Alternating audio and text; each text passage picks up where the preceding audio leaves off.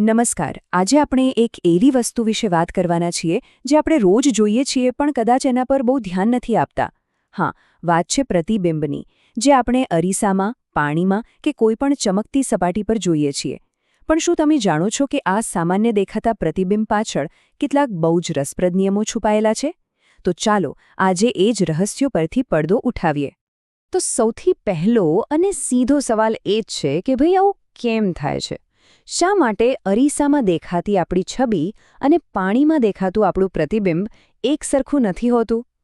આ જે રહસ્ય છે જેનો ઉકેલ આપણે આજના વિશ્લેષણમાં મેળવવાના છીએ. તો આપણે શું શું જોવાના છીએ? એક નજર નાખી લઈએ. પહેલાં આપણે પ્રતિબિંબની દુનિયાને સમજીશું, પછી દર્પણનો જાદુ અને પાણીના દૃષ્ટિકોણ વિશે જાણીશું. એ પછી થોડી મગજની કસરત કરીશું અને છેલ્લે જોઈશું કે આ બધું જાણવું આપણા માટે કેમ જરૂરી છે. ચાલો તો શરૂ કરીએ આપણા પહેલા વિભાગથી. જુઓ, પ્રતિબિંબ તો ઘણા પ્રકારના હોય છે, પણ આજે આપણે મુખ્યત્વે બે સૌથી સામાન્ય પ્રકારો પર જ ધ્યાન આપવાના છીએ. એક છે દર્પણ પ્રતિબિંબ અને બીજું છે જળ પ્રતિબિંબ. હવે આ થોડા અઘરા લાગતા શબ્દો છે, પણ એનો અર્થ બહુ સહેલો છે. દર્પણ પ્રતિબિંબને પાર્શ્વીય વ્યુત્ક્રમ કહેવાય. સાદી ભાષામાં કહીએ તો બાજુમાં ઉલટાવું, એટલે કે ડાબું જમણું થઈ જવું.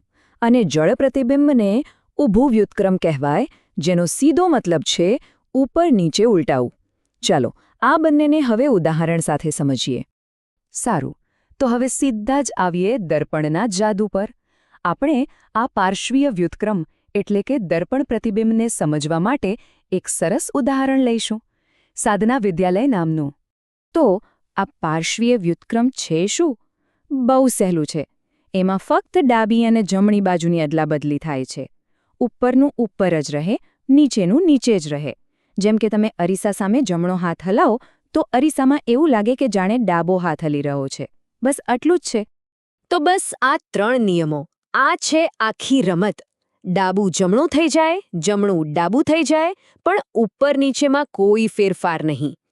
આટલું યાદ રાખી લો એટલે દર્પણ પ્રતિબિંબનો કોઈ પણ કોયડો તમે ચપટીમાં ઉકેલી નાખશો. ચાલો હવે આ નિયમને પ્રેક્ટિકલી જોઈએ. આપણે સાધના શબ્દને અરીસામાં જોઈએ તો કેવો દેખાશે? અહીંયા ખાસ ધ્યાન આપજો. જુઓ, ખાલી સ કે ના જેવા અક્ષરો જ ઉલટા નથી થયા, પણ આખા શબ્દનો ક્રમ પણ ઊંધો થઈ ગયો છે.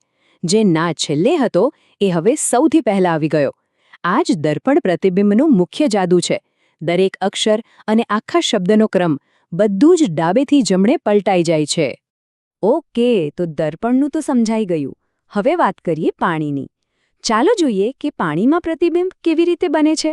અને આ માટે આપણે ઉદાહરણ લઈશું મોરદેવી શબ્દનું. અહીંયા આખી ગેમ જ અલગ છે. જળ પ્રતિબિંબમાં ડાબું જમણું કશું બદલાતું નથી. અહીંયા ફક્ત ઉપરનો ભાગ નીચે આવી જાય છે અને નીચેનો ભાગ ઉપર જતો રહે છે. અને આ રહ્યા એના સરળ નિયમો.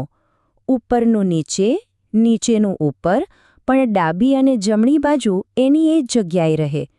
એમ સમજો કે જાણે તમે કોઈ વસ્તુને પકડીને ઊંધી લટકાવી દીધી હોય. તો ટૂંકમાં યાદ શું રાખવાનું છે? દર્પણ પ્રતિબિંબ એટલે આડું પરિવર્તન, ડાબે જમણે, અને જળ પ્રતિબિંબ એટલે ઊભું પરિવર્તન, ઉપર નીચે. બસ આટલું જ ફરક છે. ચાલો હવે થોડી પ્રેક્ટિસ થઈ જાય. જોઈએ તમને આ નિયમો કેટલા યાદ રહ્યા. તૈયાર છો ને? આપણે 7 સવાલો જોઈશું. પહેલો સવાલ, વિદ્યાલય શબ્દનું દર્પણ પ્રતિબિંબ શું થશે? વિચારો, દર્પણ છે એટલે ક્રમ ઉલટાશે. સૌથી છેલ્લે ય છે તો એ સૌથી પહેલા આવશે, અને વી સૌથી પહેલા છે તો એ સૌથી છેલ્લે જશે. એટલે સાચો જવાબ છે લયાધીવ. હવે મોરદેવી શબ્દનું જળ પ્રતિબિંબ. યાદ રાખજો, અહીં ક્રમ નહીં બદલાય, બસ દરેક અક્ષર પોતે જ ઊંધો થઈ જશે. એટલે એ કંઈક આવું દેખાશે.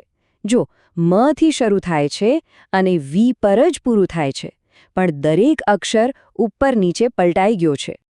અને નંબર્સનું શું? નિયમ તો એ જ રહેશે. 246, 6 સૌથી પહેલા આવી જશે, 4 વચ્ચે જ રહેશે અને 2 છેલ્લે જશે. અને હા, અંકો પોતે પણ ઉલટા દેખાશે, એટલે આપણને કંઈક આવો જવાબ મળશે.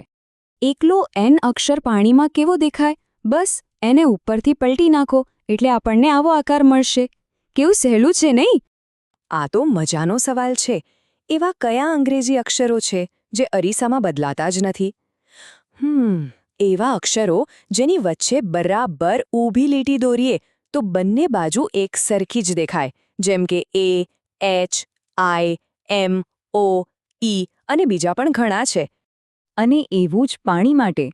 કયા આકારો પાણીમાં પણ એવા ને એવા જ રહેશે? અહીંયા આપણે એવા આકાર શોધવાના છે જે ઉપરથી અને નીચેથી એક સરખા હોય. તો આમાંથી સી અને બી જેવા અક્ષરો જો બરાબર દોરવામાં આવે તો એ નહીં બદલાય. અને છેલ્લો સવાલ, આ સ્માઇલીનું શું? અરે, નિયમ તો અહીં પણ લાગુ પડે જ. જે આંખ ડાબી બાજુ છે એ અરીસામાં જમણી બાજુ દેખાશે, અને જો એ એક આંખ મારતું હોત તો એ પણ ઉલટાઈ જાત, એટલે પરિણામ કંઈક આવું મળશે. સારું, તો આ બધી કોયડા રમતો તો ઠીક છે, પણ આ જાણવું જરૂરી કેમ છે? આનો અસલ જીવનમાં શું ઉપયોગ છે? ચાલો એ પણ જાણી લઈએ. જુઓ, આ ખાલી મજા માટે નથી. આ તમારી તર્કશક્તિ એટલે કે રીઝનિંગ સ્કિલ્સ વધારે છે, જે ઘણી પરીક્ષાઓમાં કામ આવે છે. વિજ્ઞાન અને કળા જેવા વિષયોને સમજવામાં મદદ કરે છે.